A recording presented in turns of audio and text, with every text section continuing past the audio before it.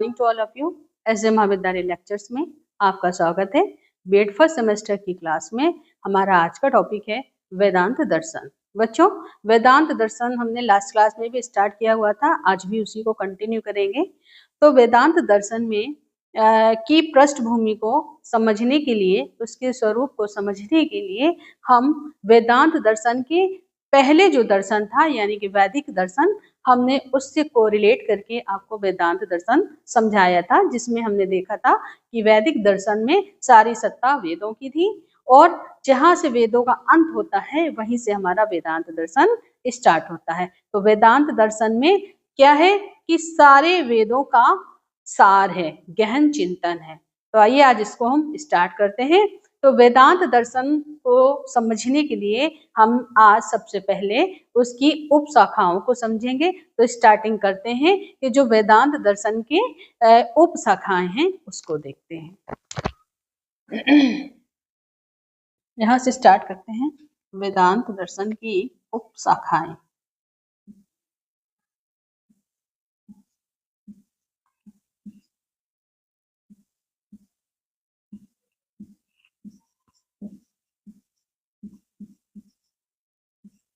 उपशाखाएं, ठीक। तो वेदांत दर्शन की जो उपशाखाएं हैं ये 6 है। कितनी है? 6 है।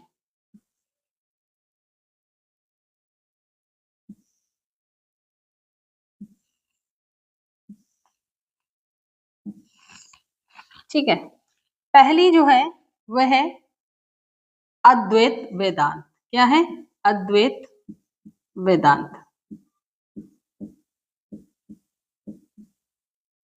ये हमारी पहली शाखा है। दूसरी शाखा है हमारी विशिष्टाद्वैतवाद।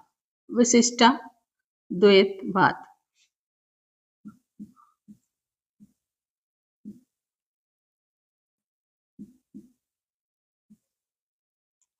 तीसरी उपशाखा है हमारी शुद्धाद्वैतवाद। शुद्धाद्वैतवाद। फिर है हमारा द्वैतवाद। द्वैतवाद। और फिर है नेक्स्ट द्वैताद्वैतवाद। द्वैताद्वैतवाद। और फिर लास्ट है भेदाभेदवाद। भेदाभेदवाद। ठीक है। तो अद्वैत दर्शन की 6 उपशाखाएं। सबसे पहले अद्वैत वेदांत, दूसरा विशिष्टाद्वैतवाद, तीसरा शुद्धाद्वैतवाद, चौथा द्वैतवाद, पांचवा द्वैताद्वैतवाद और छठा भेदाभेदवाद। ये हमारी 6 उपशाखाएं हो गई। ठीक। अब जो अद्वैत वेदांत है ये किसने दिया है? ये शंकराचार्य जी ने दिया है। किसने? शंकराचार्य जी ने। ठीक। और जो विशिष्टाद्वैतवाद है ये रामानुजाचार्य ने दिया है। किसने दिया है? रामानुजाचार्य। ठीक। जो शुद्धाद्वैतवाद है ये माधवाचार्य ने दिया है। किसने दिया है? माधवाचार्य ने।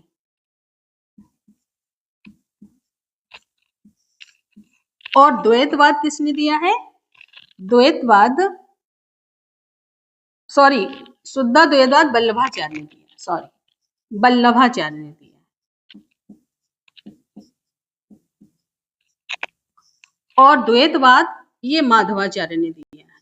माधवाचार्य ने दिया। और द्वैताद्वैतवाद वो भेदाभेदवाद ये हमारे निम्बारकाचार्य ने दिया है। किसने दिया है? निम्बारकाचार्य ने।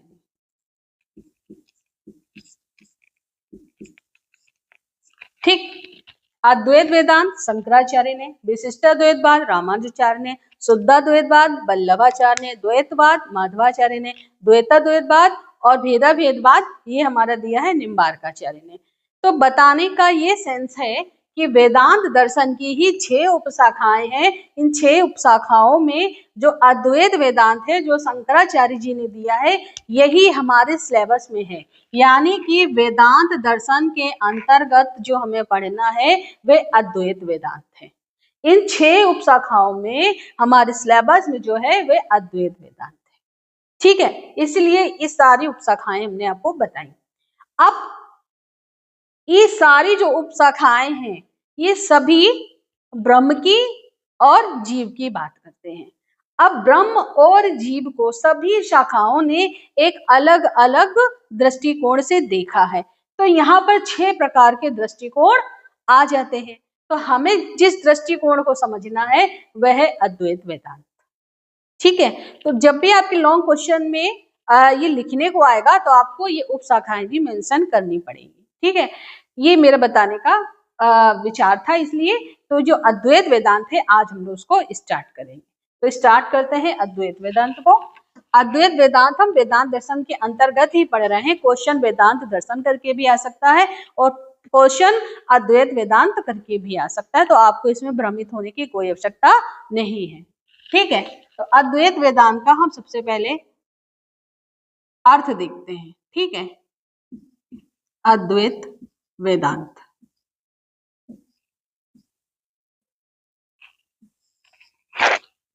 ठीक, अद्वैत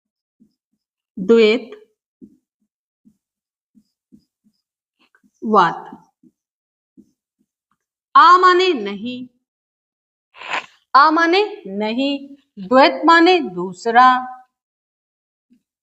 वाद माने दर्शन या दृष्टिकोण।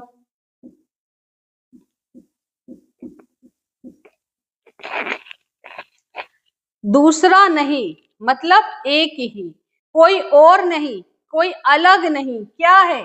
एक है। दो नहीं एक ही है, दो नहीं एक ही है, एक ही है। ये अद्वैत का अर्थ हुआ। वाद दर्शन या दृष्टिकोण। अब ये एक ही है, इसको देखने के कई दृष्टिकोण हो सकते हैं, पर सत्य क्या है कि ये एक ही है। अब ये एक ही है क्या है, आइए इसको देख लेते हैं। फॉर एग्जाम्पल, जैसे कि ये एक ही किसकी बात कर रहे हैं? ये ब्रह्म की और जीव की बात कर रहे हैं कि ये एक ही है, ये अलग नहीं है। ये हमारा ब्रह्म है, ये हमारा जीव है। तो अद्वैत वेदांत के अनुसार ये ब्रह्म और जीव ही एक हैं। ठीक, ये जीव क्या है? इस ब्रह्म का अंश है। क्या है? ब्रह्म का अंश। ये जीव क्या है? इस ब्रह्म का अंश है और एक दिन इसी ब्रह्म में ही लीन हो जाएगी। ये अद्वैतवाद है। ये ब्रह्म और जीव की संकल्पना कैसे करता है कि ये अलग नहीं है, ये एक ही है। एक एग्जाम्पल से देखें हम, जैसे कि ये एक धातु है, ये एक धातु है। ये धातु किसकी बनी है? ये धातु जो है ये सोने की है। ये पूरा एक धातु का बड़ा सा टुकड़ा है जो कि ये सोने का है। अब इसे हम क्या मान लेते हैं? इसे हम ब्रह्म मान लेते हैं। इस धातु का ये जो है इसको हम ब्रह्म मान लेते हैं। ठीक, अब इस सोने की धातु से कई सारी चीजें बन सकती हैं। ठीक है, जैसे हमने अंगूठी बना ली, ठीक, और गले का हार भी बना लिया, ठीक, और कंगन भी बना लिया। ठीक, ये धातु सोने की है और इस सोने से हमने अंगूठी बना ली, हार बना लिया, कंगन बना लिया। ठीक, अब ये हार और कंगन को मिटा दें तो ये क्या बन जाएगी? ये सोने की धातु ही बन जाएगी।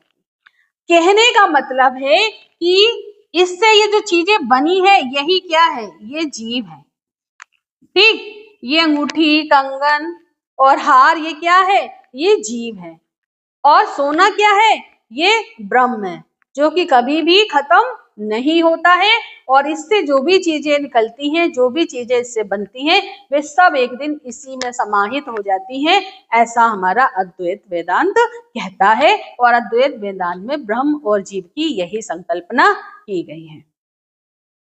अब होता क्या है कि जब ये जीव इस ब्रह्म से अलग होता है और इस संसार में जैसे ही आता है, जैसे ही इस वातावरण से लिंक करता है, तो उसे ये लगता है कि ये हम हैं और ये हमारा अस्तित्व है।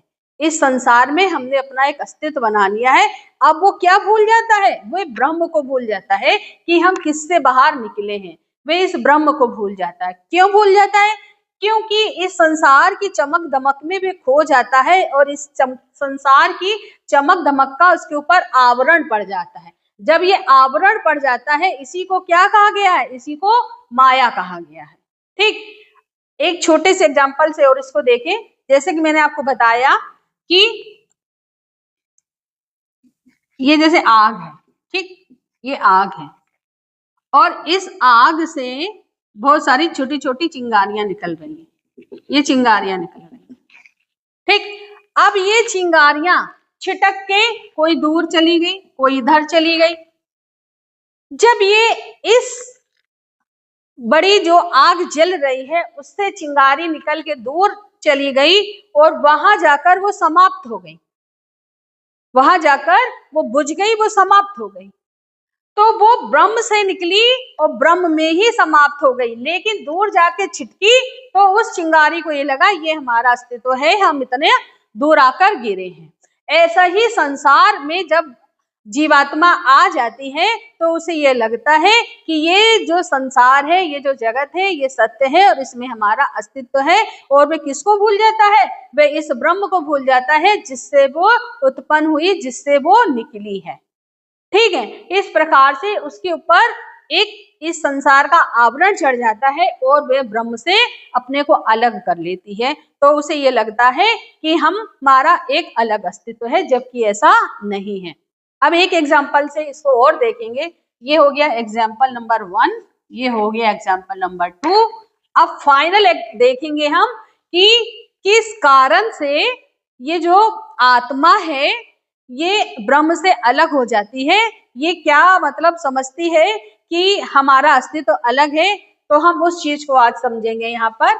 जैसे कि हम देखें कि ये एक सूरज है, ठीक, और इस सूरज पर काले घनेरे बादल आ गए हैं। ये सूरज है और इस सूरज पे ये काले घनेरे बादल आ गए हैं। अब इस काले घनेरे बादल ने क्या किया है कि इस काले घनेरे बादल ने इस सूरज को ढक लिया है। ये सूरज कुछ और नहीं है, ये सूरज क्या है? सुपर पावर है, यानी कि ब्रह्म है। तो ये सन क्या है? सुपर पावर है, अर्थात ब्रह्म है। और ये जो काले घनेरे बादल हैं, जिसका आवरण इस ब्रह्म पर, ब्रह्म को उसने घेर लिया है। तो ये जो ब्रह्म पर इसने घेर लिया है, तो क्या हुआ है कि इस काले घनेरे बादल में हमारा सूरज है वो छुप गया है। ठीक, तो ये जो काले घनेरे बादल हैं, इसी को अद्वैत वेदांत में अविद्या कहा गया है, अर्थात माया कहा गया है। अविद्या अर्थात माया। ठीक वैसे ही जब संसार इसमें जीवात्मा आती है तो इसी माया के आवरण से वे इस ब्रह्म से दूर हो जाती है और अपना अस्तित्व स्वयं से अलग समझने लगती है, ब्रह्म से वो अलग समझने लगती है। ठीक, अब इस अविद्या का नाश कैसे किया जाए? अद्वैत वेदांत में कहा गया है कि इस अविद्या का आवरण हमें हटाना हो तो इसका हम नाश कैसे करेंगे? तो इसका नाश का जो रास्ता है वे बताया है विद्या के द्वारा। तो ये जो विद्या है ये अविद्या का नाश करती है। ठीक है, विद्या क्या है? अविद्या का नाश करती है। ये जो काले घनेरे बादल है हमने बताए थे, ये काले घनेरे बादल ही क्या है? माया है। ये बात यहां से समझिए कि काले घनेरे बादल ही क्या है, माया है, अविद्या है, और इसी को हमने अविद्या भी कहा। ठीक, अब इतनी बात समझ में आई। तो ये जो विद्या है इस अविद्या का नाश करने के लिए बनाई गई है।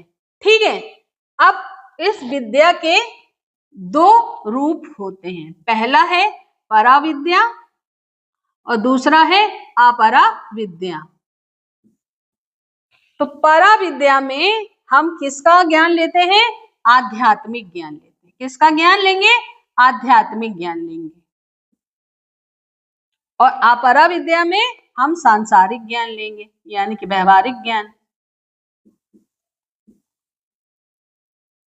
व्यवहारिक ज्ञान, ठीक।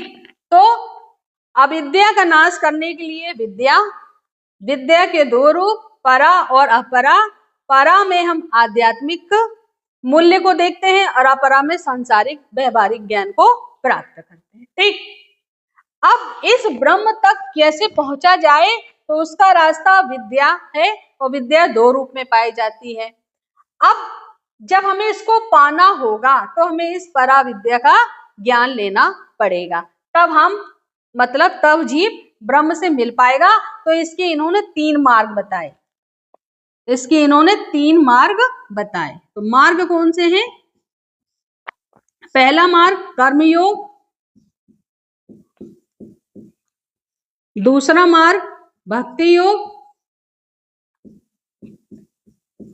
और तीसरा मार्ग ज्ञान योग। ठीक है, कर्म योग, भक्ति योग और ज्ञान योग। तो ये विद्या तक को प्राप्त करने का, अर्थात इस विद्या के माध्यम से ब्रह्म तक पहुंचने का ये मार्ग बताया। तो आज हमने अद्वैत वेदांत में क्या देखा कि अद्वैत वेदांत में जो है वो शंकराचार्य जी का अद्वैत वेदांत है। और अद्वैत वेदांत का अर्थ होता है दो नहीं एक। दो नहीं एक ही का अर्थ है कि ब्रह्म और जीव अलग नहीं बल्कि एक ही हैं। ठीक है, ब्रह्म और जीव एक ही हैं, लेकिन जब इसके ऊपर अविद्या का आवरण, इस माया का आवरण पड़ जाता है तो जो जीव होती है वो ब्रह्म से स्वयं को अलग समझने लगती है और वे अपना अस्तित्व को अलग समझने लगती है। लेकिन जैसे ही उसको इस विद्या का ज्ञान होता है, तो जब वो इस विद्या तक पहुंच जाती है, इस विद्या का उसको ज्ञान हो जाता है, तो वे फिर से इस ब्रह्म में ही लीन हो जाती है। तो ब्रह्म क्या है, ब्रह्म से जीव निकला और जीव क्या है, वो उसी ब्रह्म में वापस जाएगा। ब्रह्म क्या है, सर्वव्यापक है, चेतन रूप है, आनंद स्वरूप है। तो ब्रह्म की तुलना नहीं की जा सकती। ब्रह्म जो है वो ब्री धातु से बना है, जिसका अर्थ है बढ़ना। तो उसका कोई आकार नहीं है, वे निराकार है, वो असीमित है, वो असाध्य है, वहां तक पहुंचना बहुत ही कठिन है। लेकिन जब जीव संसार में फंस जाता है तो वो ब्रह्म को प्राप्त नहीं कर पाता है। लेकिन जैसे ही उसको इस विद्या का मार्ग मिल जाता है, इस विद्या से पहुंच जाती है, तो आत्मा फिर से अपने ब्रह्म के पास पहुंच जाती है। ये अद्वैत वेदांत की संकल्पना है, ब्रह्म और जीव की। तो हमने आज की क्लास में अद्वैतवाद के अर्थ को समझा, उसकी उपशाखाओं को देखा और ब्रह्म और जीव की संकल्पना को पढ़ा।